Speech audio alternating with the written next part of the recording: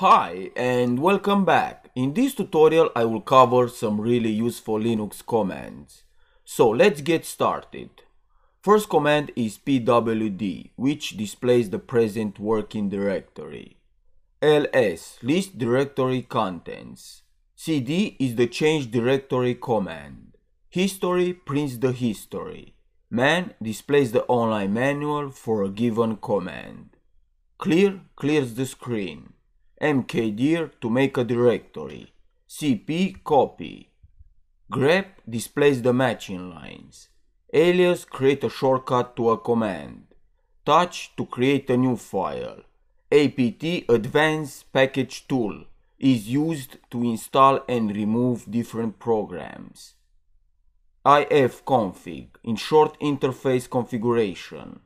iwconfig is similar to ifconfig but is dedicated to wireless interfaces. Locate, find files by name, and nano, which is a command line text editor. So, let's see these commands in action. Open a terminal by clicking on the terminal icon. It's important to keep in mind that unlike Windows, Linux is case sensitive. This means that ls is different from ls. Use pwd to print the working directory. The directory you are in is root in this case, so use cd command to move to a different location by typing cd/bin. Enter pwd command again and you are in the bin directory. If you want to see the contents of directory you are in, use ls command or ls with option L. This will show you the size, date, permission, and owner of file. To go back to your root folder, just type cd.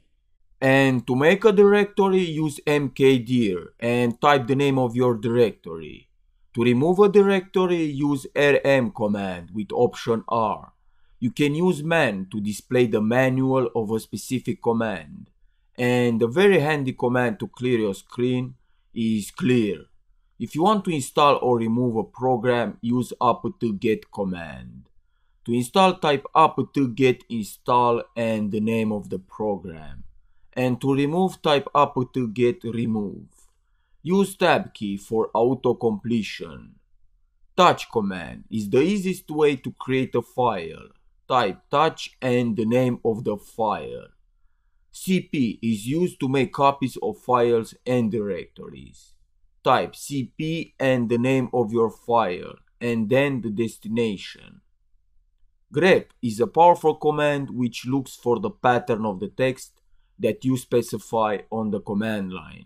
Let's say you want to find every line which contains the string password in this word list file. Type grep password word list. alias command can be useful if you want to create a shortcut to a command. Type alias name equal and the command. This will create an alias called cls, which will use the clear command.